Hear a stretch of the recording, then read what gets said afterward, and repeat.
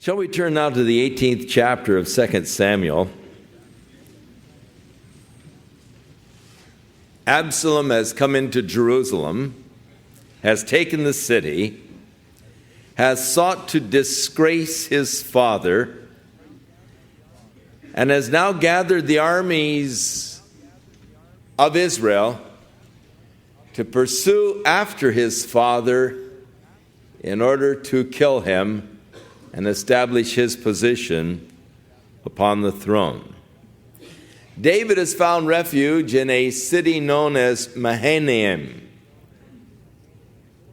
This is the place, or at least this is the name that Jacob gave to that place when he was fleeing from his uncle Laban and had just about arrived back into the land. His uncle had caught up with him and had really threatened him against trying to return, accused him of stealing his gods. And as Jacob bid goodbye to Laban, his uncle, he got word that his brother Esau, from whom he had fled 17 years earlier, was coming with a host of men.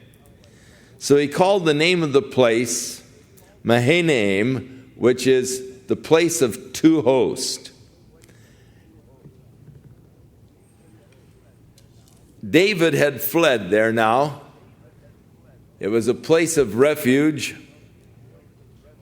from Israel. It was across the Jordan River, which gave them a natural kind of a defense.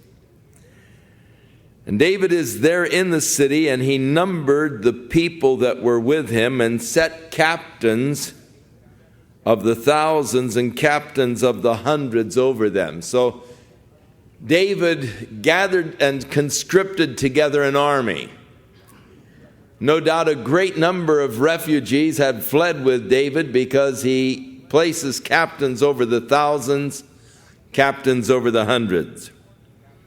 And he sent forth a third part of the people under the hand of Joab, a third part under the hand of Abishai, who was the brother of Joab. They are both the sons of Zeruiah. And a third part was under the hand of Ittai the Gittite. Now you remember, Ittai was the one who had just recently come from Gath. David encouraged him to stay in Jerusalem, but he told David, hey, I've come to be your servant, and in life or death, I'm going to be with you. He evidently was a man of renown, probably one of the generals of the Philistine armies who had defected to David. And so David, recognizing the man's prowess and leadership ability, made him a general over a third part of the troops. So they divided the troops into 3 battalions. One under the headship of Joab, the other under his brother Abishai, and the third under Ittai. And David said, I will surely go forth with you myself. But the people answered, you're not going to go forth. For if we flee away, they're not going to care for us. We can run. They're not really after us. They don't care if half of us die. But now you are worth 10,000 of us. Therefore now it's better that you comfort us out of the city, that you give us support from the city here. You're the one they're after. They're not really after us. They don't care about us. They're after you, and you're worth 10,000 of us. So you stay here as our support. And so the king said to them, what seems to you best, I will do. And the king stood by the gate, and all of the people came out by the hundreds and by the thousands. So the people came out of Mahanaim, and David was there at the gates, greeting them or encouraging them as they went out to war. And the king commanded Joab and Abishai and Ittai, his 3 generals, saying, deal gently for my sake with the young man, even with Absalom. So here is David asking his generals now, hey, for my sake, go easy with the young fellow. David still had a love for his son, though he was a wayward son, though he was a rebellious son, though he was right now in the midst of his rebellion against his father, still David's love. Go easy with him. Take it easy. Deal gently. And all of the people heard the king as he gave command to all of the captains concerning Absalom. Each captain said, now, hey, go easy with Absalom. So the people went out into the field against Israel, and the battle was in the woods of Ephraim. So the men of David crossed the Jordan to meet them on the other side in the area of Ephraim, there in the woods, where the people of Israel who had gathered against David were slain before the servants of David. And there was a great slaughter that day of about 20,000 men. And the battle there was scattered over the face of all of the country, and the wood devoured more people that day than the sword devoured. Confusion in the wood as the people tried to flee from the forces of Joab and Abishai and Ittai. And Absalom met the servants of David. And Absalom was riding on his mule, and the mule went under a thick bough of a great oak. And his head got hold of the oak. And he was taken up between the heaven and the earth, and the mule that was under him went away. So as he was going through on his mule, you remember he had this long hair. And evidently his hair got hung up in the bough of an oak, and he was just sort of hanging there by his hair from this branch, because the mule kept going. And he just got ripped off. And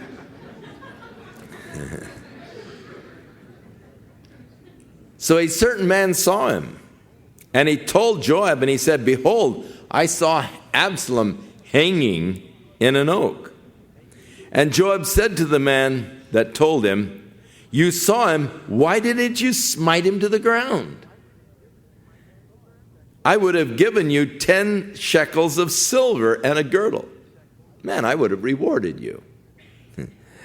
And the man said to Joab, though you would give me 1,000 shekels of silver in my hand, yet would I not put forth my hand against the king's son. For in our hearing the king charged you and Abishai and Ittai, saying, beware and don't touch the young man Absalom. Hey, I heard what the king said. And I'm not going to touch that man because I know, David, and I know his commands. Otherwise, he said, I should have wrought falsehood against my own life. Man, I'd have done myself in if I had touched him. For there is no matter hid from the king. And you yourself would have been the one that the king would have ordered to kill me. Then Joab said, I don't have time for you. And he took 3 darts in his hand and thrust them through the heart of Absalom while he was yet alive in the midst of the oak. And 10 young men that bare Joab's armor circled about and smote Absalom and killed him. And Joab blew the trumpet, and the people returned from pursuing after Israel, for Joab held back the people.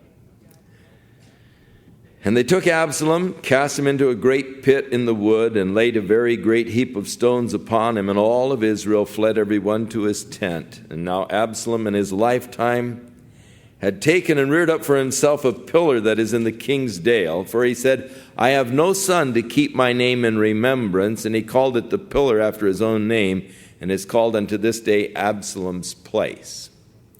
Just a little footnote on Absalom. He is slain.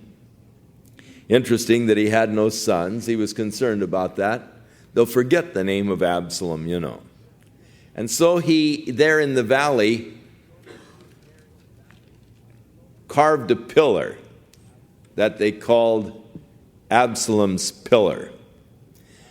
Today, when you go to Jerusalem, as you pass by the Kidron Valley, looking down in the valley from the area near the southwest corner of the Temple Mount, you see elaborate tombs that have been carved in the sandstone down in the valley floor. One of those monuments, the pillar, is called Absalom's tomb. Whether or not this is indeed the one that Absalom made and named after himself so that they would remember him when he died is a matter of speculation and question today. But at the time that this was written, it was still called Absalom's place. Then Ahimaaz, the son of Zadok, said to Joab, "Let me run and bear the king tidings, how that the Lord has avenged him of his enemies." And Joab said unto him, "You shall not bear tidings today, but you shall run another day. But this day you're not to bear the tidings, because the king's son is dead." Then Joab said to Cushai, "Go and tell the king what you have seen." And Cushi bowed himself unto Joab, and he ran. And Ahimaaz, the son of Zadok, yet again said to Joab, "However, let me, I pray thee, also run after Cushai." And Joab said, "Why will you run, my son, seeing that you have no tidings ready?" But howsoever he said, "Let me run." And he said unto him, "Okay, run." Then Ahimaaz ran by the way of the plain, and he outran Cushai. So here is the runner who was the son of the priest who brought David tidings. David had sort of appointed him as the official messenger or runner, and he is wanting to run and tell David the news. But Joab says, "You don't know the whole story yet." "Well, but I want to run." Running without a message. How many people are guilty of that today? "I want to run."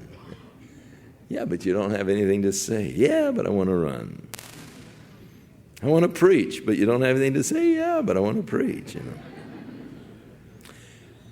It's not only important to run, but it's also important to have a message, to have something to say. And, he outran his buddy, but yet without the message. And David was sitting between the two gates. There were these little chambers within the gates. They had double gates, an outer gate to the city and then the inner gate. And between them were these chambers where the guards would defend the city. So if they would break through the outer gate, then the guards would meet them, and then there was the inner gate. And David was sitting between these two gates there in the city, waiting for the news of the battle. And the watchman went up on the roof over the gate over the wall there, and he lifted up his eyes, and he looked, and behold, there was a man running alone. And the watchman cried and told the king, and the king said, "If he be alone, there are tidings in his mouth." In other words, he's a messenger if he's coming alone. And he came near, and the watchman saw another man running. And the watchman called to the porter. And he said, "Behold, another man is running alone." And the king said, "He also brings tidings." And the watchman said, "I think the running of the first one is like the running of Ahimaaz, the son of Zadok." And the king said, "Oh, he's a good man, and therefore he must have good tidings." And Ahimaaz called, and he said unto the king, "All is well." And he fell down to the earth upon his face before the king and said, "Blessed be the Lord thy God, which has delivered up the men that lifted up their hand against my lord the king." David, we've won. The victory is ours. All is well. And the king said, "Is the young man Absalom safe?" And Ahimaaz answered, "When Joab sent the king's servant and me thy servant, I saw a great tumult, but I don't know what it was." Now, Joab had told him that Absalom was dead. However, he didn't give him any details. And Ahimaaz knew David's love for Absalom and his concern, and he didn't want to break the news to David concerning Absalom's death. He just wanted to bring him the good news that your forces have victory today. So the king says, turn aside and stand here. In other words, he ran. He didn't have the real message that David wanted to hear about. He didn't have the news that David was most concerned with. And behold, Cushai came, and Cushai said, tidings, my lord the king, for the Lord has avenged thee this day of all of those that rose up against thee. And the king said unto Cushai, is the young man Absalom safe? David's chief concern was for the safety of his own son. Though his son was in rebellion against him, though his son was out to kill him, yet David's chief concern still was for the safety. Is the young man Absalom safe? And Cushai answered, the enemies of my lord the king and all that rise against thee to do thee hurt, be as that young man is. Absalom is dead. And the king was much moved. And he went up to the chamber over the gate, and he wept as he went. And he said, oh, my son Absalom, my son Absalom, would God I had died for thee, O Absalom, my son, my son. David was wailing, lamenting over the death of his son. David had great cause to hate Absalom. And yet his love prevailed. Absalom was a rebel. He had rebelled against his father, yet David's love for him was deep, and David was forgiving. Absalom is a type of we who have rebelled against God, rebelled against the authority of God. And yet God loves us. God commended his love towards us in that while we were yet sinners, Christ died for the ungodly. Absalom was seeking to take his father's life. Man in his rebellion against God was so obdurate against God that when God sent his only begotten son, man took his life, whom they slew and hanged on a tree.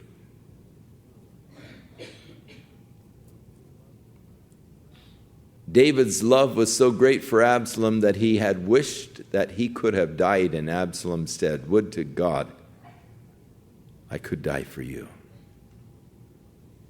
God's love is so great for rebelling man that God was willing to die for man. And God did die for man.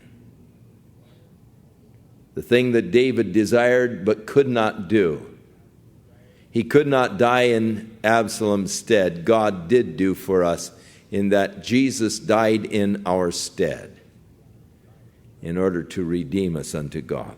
Such love, such deep love. Paul the apostle prayed for the church at Ephesus that they might, with all the saints, come to comprehend, to know the love of God, which passes human understanding. That they might know the length, the breadth, the depth, and the height of God's love. Oh, that we knew, oh, that we could only know how much God does love us. Look at what David was willing to overlook. Look what David was willing to forgive. All of the rebellion of Absalom.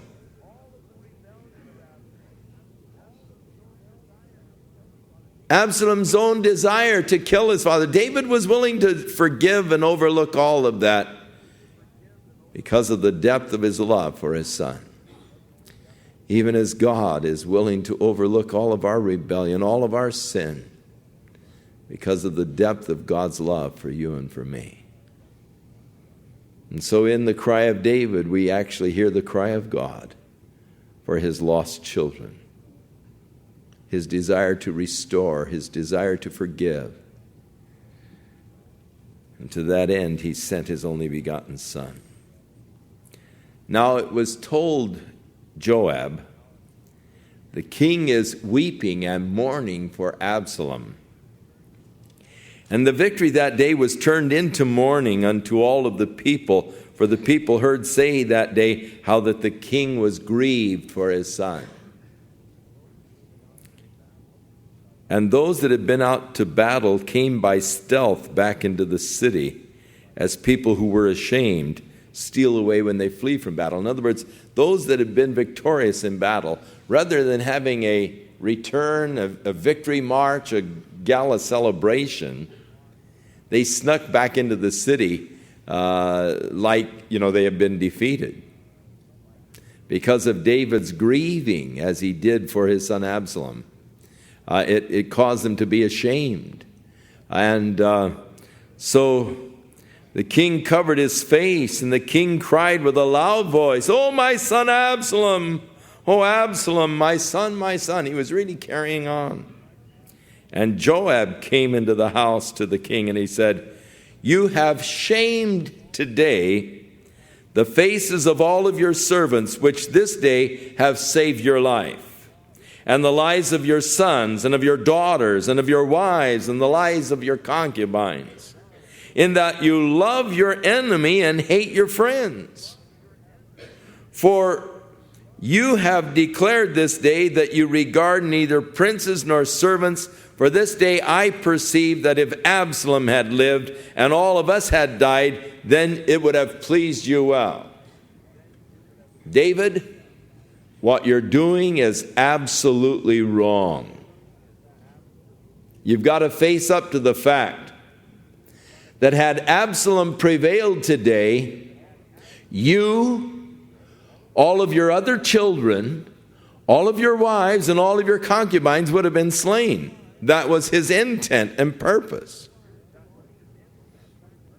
Here you're wailing over the fact that this kid is dead. But David, he determined to hurt you and all of your servants. And I suppose it appears, David, that you wished really for us to be defeated and Absalom to be victorious, and then you would have been satisfied. You would have been pleased.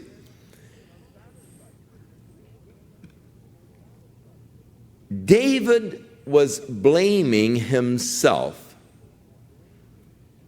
for what Absalom was. When David had sinned against Bathsheba, when God said your sin is forgiven, the Lord also said, but you're going to have to pay a price. The sword will not depart from your house. The shameful thing you did in secret is going to be done openly by your own family.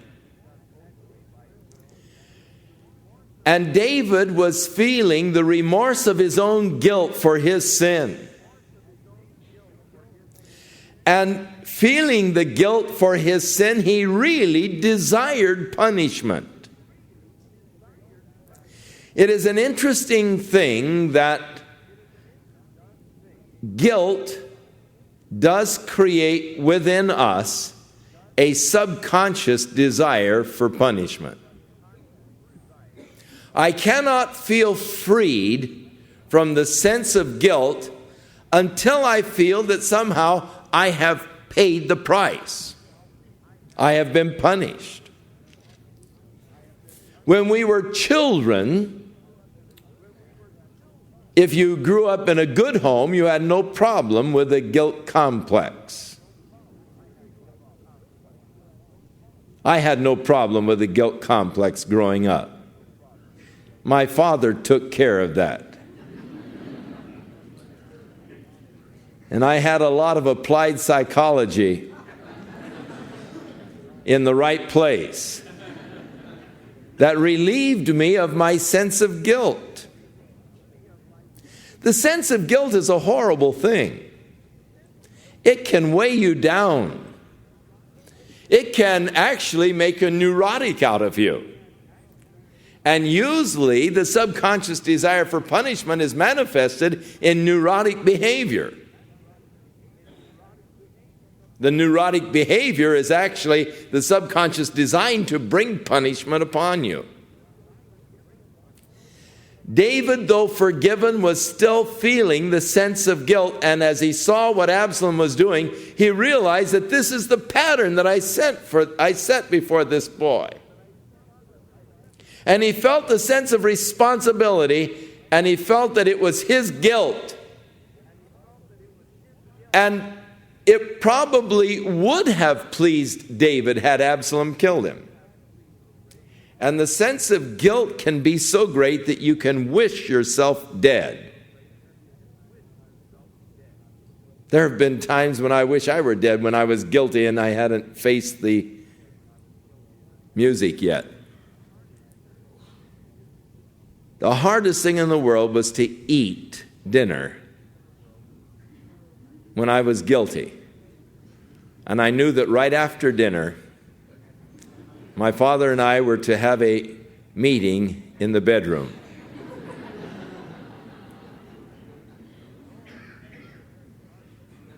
And though I was usually a very hearty eater, under those circumstances it was hard to swallow the food.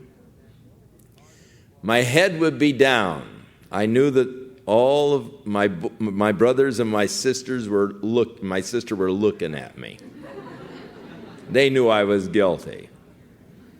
I knew if I looked up, my father would have a stern look in my direction.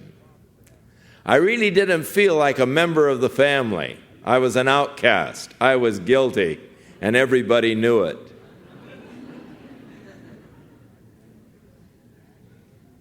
And I wouldn't even lift my head to ask him to pass the meat. I'd just say, "Pass the meat, please." I felt totally outcast from the family.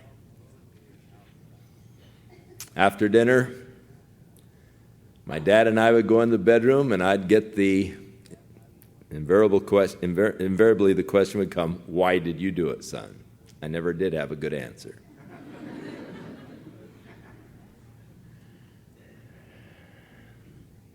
And then either an apricot switch or a belt. Kids didn't have the protection in those days that they have today. Thus we behaved ourselves.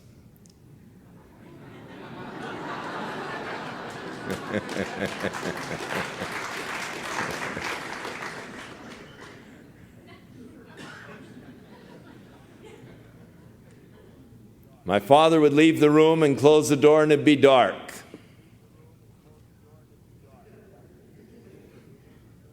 And I would lie there on the bed, wishing I were dead.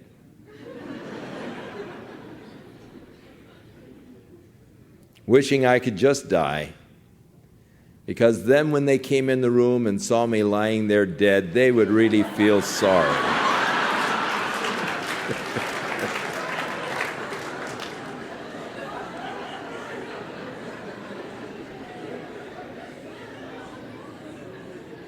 And the thought of all of them grieving over my casket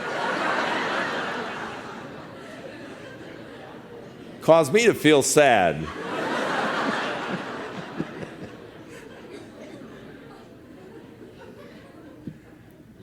But pretty soon, all of the excitement of the games and all in the other room was more than I could stand, and I would get up and wash my face and go on out, and hey, it's all over. I'm not guilty anymore. I can join the family. I can join the fun. The guilt is gone. I've been punished. When we get older, it becomes more complex. The sense of guilt is something that still weighs heavy on us. And we desire that somehow we can atone, we can pay, we can be punished. And David was still feeling the sense of the guilt of the sin that he had done. And he saw it in Absalom, and he saw it manifested, and he felt responsible for Absalom's deeds. And thus his grief over Absalom's death. In other words, it's my fault that this kid is the way he is. It's my fault that he rebelled. It's my fault that he has done these things. Had I been the kind of a father that I should have been, it could have been a different story. And so David's great remorse and grief was really over his own failure as much as his feeling sorry and his love for Absalom. He took the responsibility and the sense himself. And as Joab said, it looks like you would have been pleased more if he would have killed you. If we would have all died and they brought back news, Joab and all your troops are dead and Absalom's on his way, then you probably would have been happier. And that's very possibly true. Joab here was acting in David's best interest and in the best interest of the kingdom. There has been a general revolt against David. Absalom has led it. Though the armies of those who had rebelled have been defeated, yet the spirit of rebellion still hangs. And if David doesn't change his behavior, these men who put their very lives in jeopardy to save David are not going to go out again.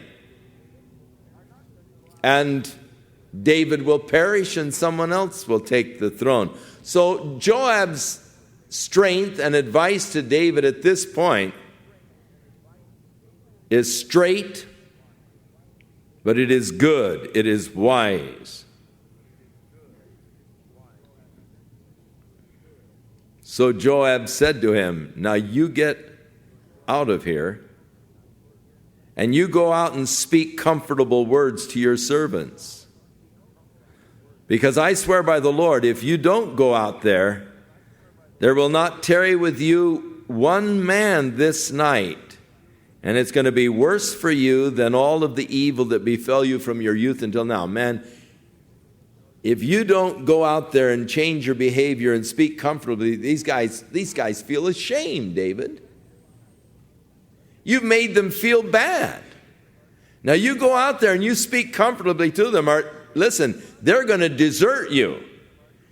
And man, the trouble you're going to face is nothing compared with all of the trouble you've had from your birth till now. You haven't seen anything, David, like what you're going to see if you don't change and behave yourself right now. So the king arose and he sat in the gate.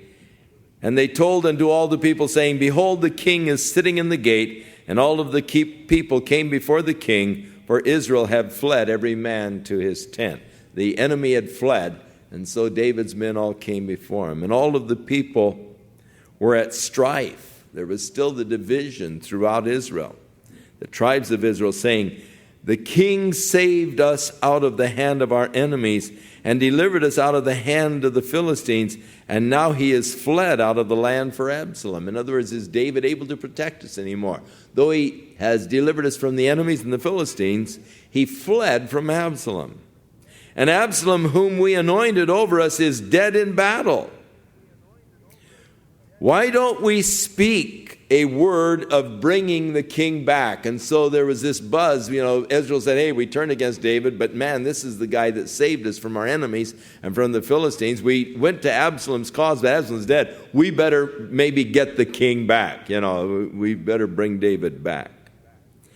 And the king sent to Zadok and to Abiathar, the priest, who he had left in Jerusalem. And he said, speak to the elders of Judah, saying, why are you the last to bring the king back to his house, seeing the speech of all Israel has come to the king, even to his house? David hears that there's all of this rumbling going in Israel. The people are saying, boy, we better bring the king back. But he didn't hear anything from Judah. Now, he was of the tribe of Judah, reigning really in Jerusalem, the area of the tribe of Judah. And so he sends to the two priests and said, hey, all over Israel, the buzz is, hey, let's bring the king back. But you guys ought to really, be taking the lead in this movement. say to Amasa. Now Amasa was the general over Absalom's army. He was a cousin of David. He was not as capable a leader as was Joab and Abishai. Though he had a superior army, Joab and Abishai put him down. They defeated him. But David said, say to Amasa, are you not of my bone and of my flesh? Aren't we cousins? God do so to me and more also, if you be not captain of the host before me continually in the place of Joab. Now, he says, give Amasa a message. I'll make him the general. I'll put him over the troops instead of Joab. He was still angry that Joab had disobeyed his command and had killed his son Absalom. So he's offering really the leadership of his armies unto Amasa, who led the armies that revolted against David.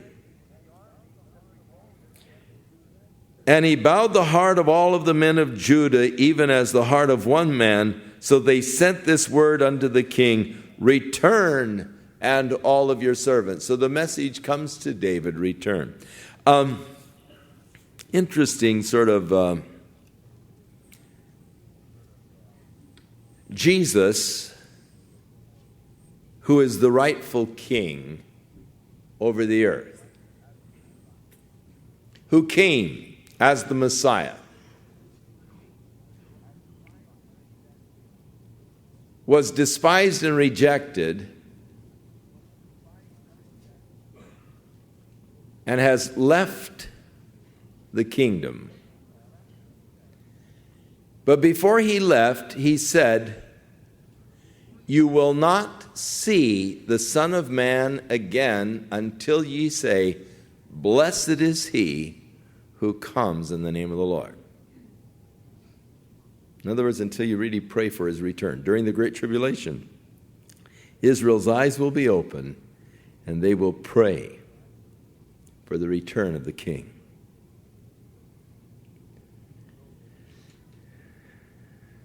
So the king returned, and he came to the Jordan River, and Judah came to Gilgal to go to meet the king, to conduct the king over the Jordan River.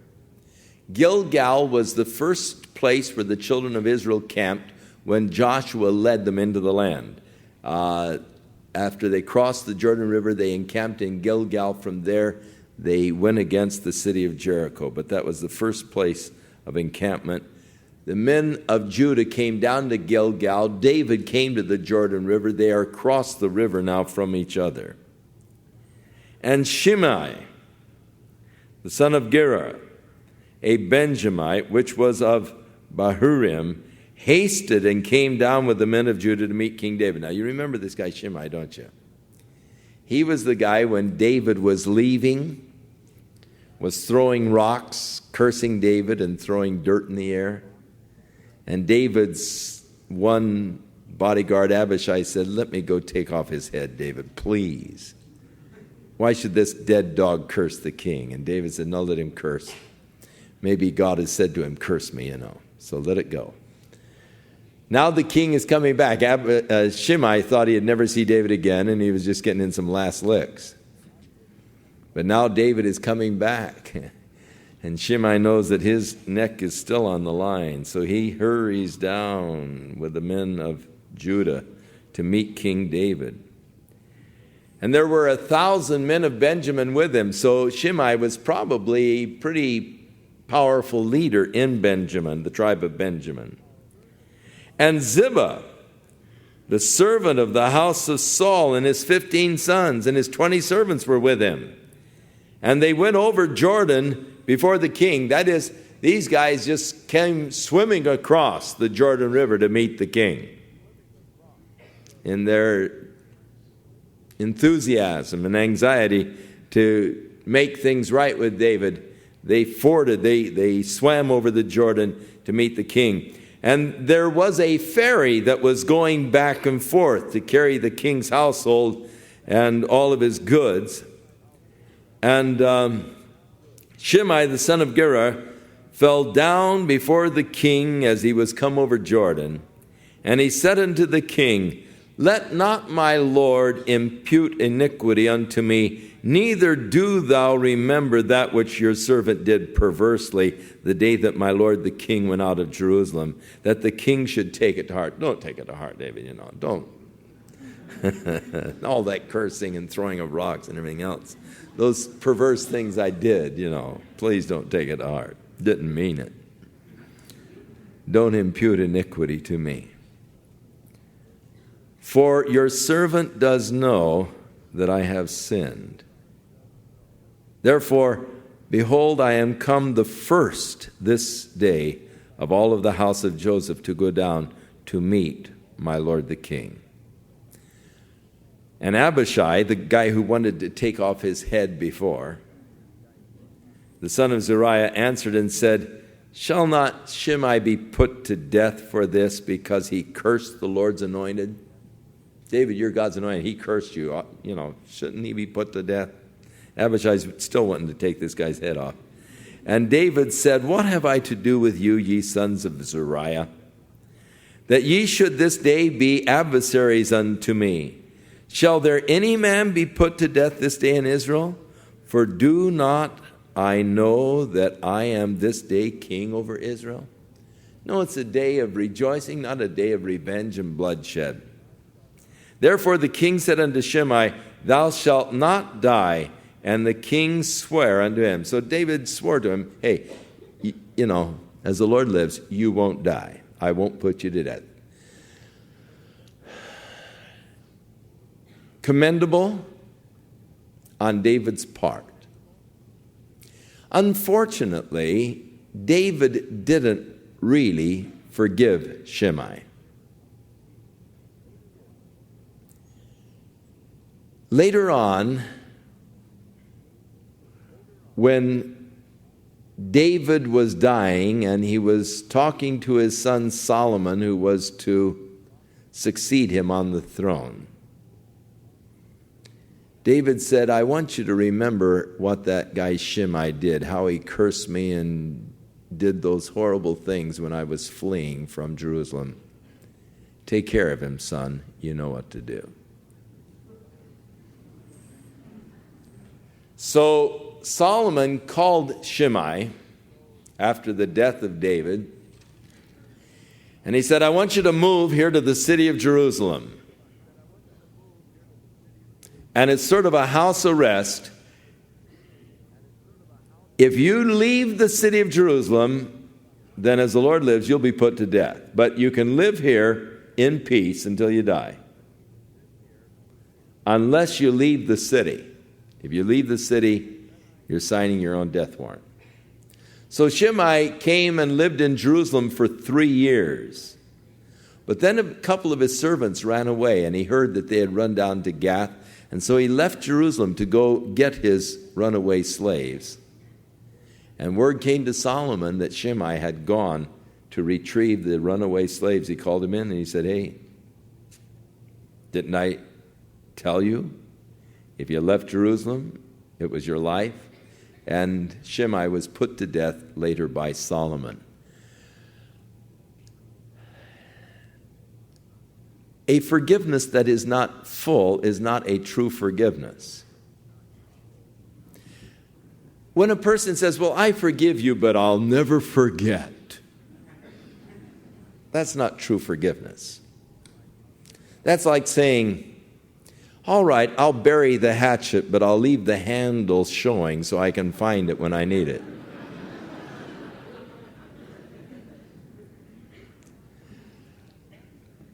And this is the problem with man, is that often our forgiveness is not a true forgiveness. And thus, because we often imagine God to be as ourselves, we don't have the proper concept of what true forgiveness is. We don't have the true concept of what God's forgiveness is. For when God forgives you of your sin, it is a total, complete forgiveness. It is never to be remembered against you again. As far as the east is from the west, so far as He separated us from our sins. God's forgiveness for you is total. It is complete. Never again will you have to answer to God for that sin that has been placed under the blood of Jesus Christ. It is gone. It is washed. It is cleansed. And it's tragic that our forgiveness is such that we are prone to bring it up again in the future. We're prone to throw up the past to a person.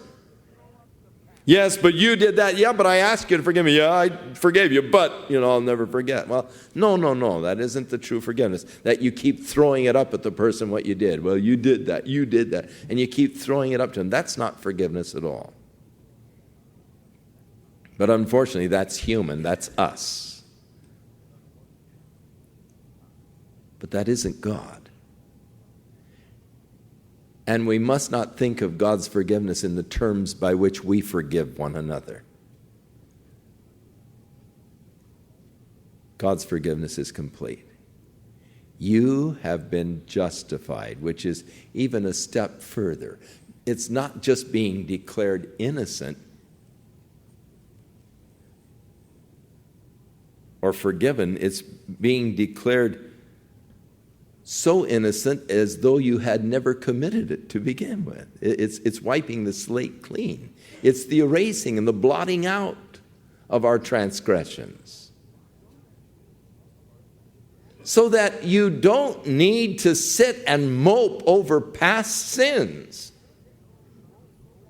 You don't need to just sit there and say, oh, but I was so horrible a sinner. Oh, I did this and I did that and I did this and I did such horrible things. And you don't need to let that just press on you. God has forgiven it. It is wiped away. It's clean. It's gone. You don't have to face it ever again. For God's forgiveness is total and it is complete. David not so, man not so.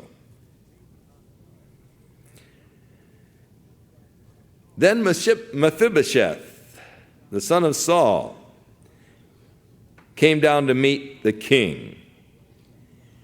And he had not dressed his feet. That is, he remember he was lame, and it could be that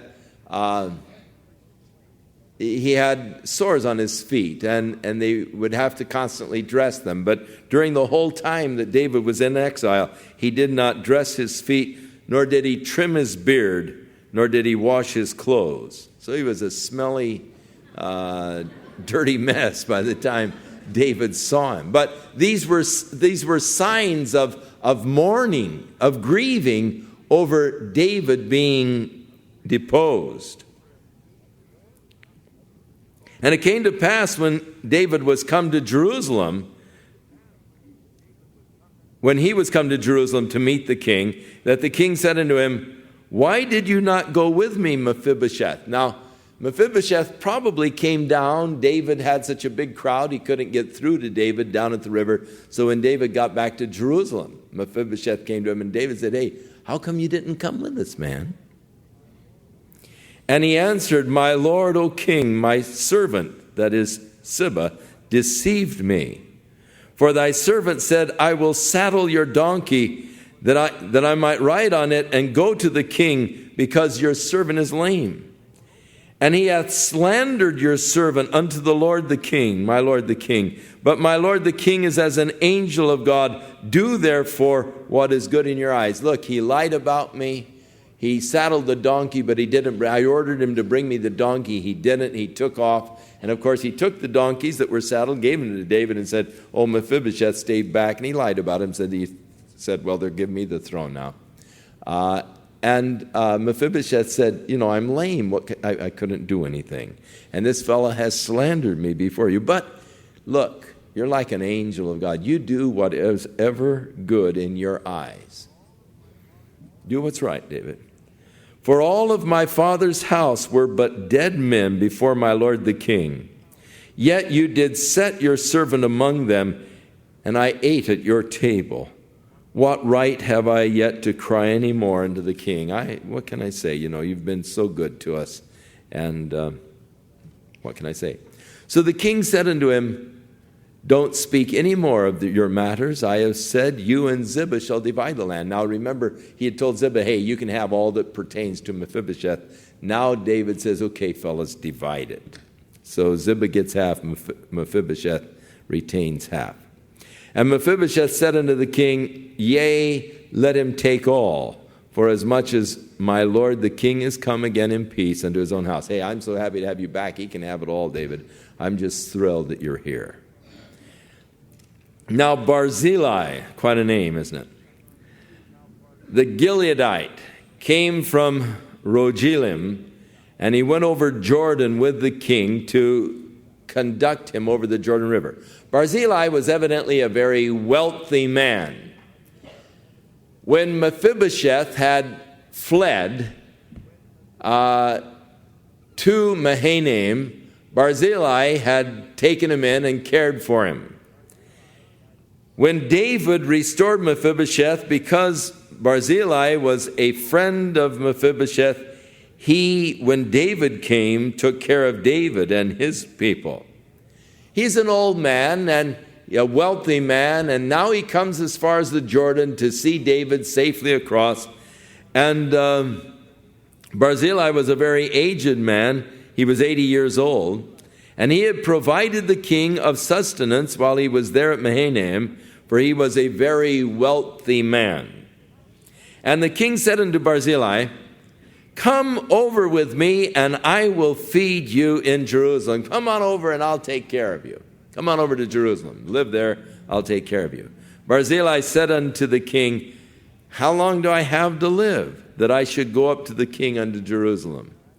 I am this day 80 years old, and I can discern between good and evil. And can I discern between good and evil? I'm getting to be an old man. Can their servant taste what I eat or what I drink? Hey, eating is not a big thing with me anymore, and all. I don't have many taste buds left, and I can't hear anymore the voice of singing. I'm deaf, and I'm getting pretty decrepit, and so, the things around the palace, they don't really have much appeal. I can't hear the voice of the singing men and the singing women. Why should I be a burden unto my lord the king? Thanks, but no thanks. Thy servant will go a little way over Jordan with the king, but why should you reward me with such a reward as this? Why should you recompense me with such a reward? Let your servant, I pray thee, turn back again, that I might die in my own city and be buried by the grave of my father and my mother. But behold, your servant Chimham, let him go over with my lord the king, and do unto him what seems good unto thee. So, I'm too old. I couldn't enjoy it. I'd just soon stay here and die. So the king answered, Chimham shall go over with me, and I will do to him that which shall seem good unto thee. And whatsoever you shall require of me, that I will do for thee. And I'll do it for him in your stead, or for your sake. And all the people went over Jordan, and the king was come over, and the king kissed Barzillai, and he blessed him, and he returned to his own place. He went back to Mahanaim. And then the king went on to Gilgal, and Chimham went on with him, and all of the people of Judah conducted the king, and also half the people of Israel. And behold, all of the men of Israel came to the king, and they said unto the king, why have our brethren, the men of Judah, stolen thee away, and have brought the king and his household, and all of David's men with him over Jordan? And all of the men of Judah answered the men of Israel, because the king is near kin to us. Why then are you angry for this matter? For we have eaten at all of the king's expense, or have he given us any gift? Hey, we're here because he's of the tribe of Judah. We're the tribe of Judah. We're family, man. And, we haven't eaten at the king's table, or we have been no expense. We've done this on our own. And the men of Israel answered the men of Judah and said, we have 10 parts in the king. There's 10 tribes. You've got only 2. And we have also more right in David than you. Why then did you despise us, that our advice should not first be sought in bringing back our king? And the words of men of Judah were fiercer than the words. There's still problems, fellas. Israel now, the 10 tribes against the tribes of Judah. They were not totally unified, even under David's reign. They became a little more unified under Solomon's reign, but still, when Solomon's son took over, the division was complete. Rehoboam, the son of Solomon, could not hold the whole nation together. The 10 northern tribes joined together under the reign of Jeroboam, who they appointed king, and Rehoboam remained the king over the 2 southern tribes. And so the problems that sort of began here continued to fester until there was the breach, the break, the northern and the southern kingdoms, and then the resulting civil wars that took place under the nation of Israel. So that's as far as we're going to get tonight. Next week we'll take chapters 20 and 21 and maybe 22. Who knows? We'll go as far as we can. May the Lord be with you. As we begin another week, may you be strengthened by the presence and the power of the Lord working in your life. May He guide you in each of the decisions that you will be making. And may He draw you closer to Himself, that you might experience more fully that love, that deep, unfathomable love, that love that God demonstrated for you in sending His only Son to die in your stead. May we walk in the love of the Lord. May we be filled with the Spirit of the Lord. And may we be a light shining in this dark world, bringing hope unto men.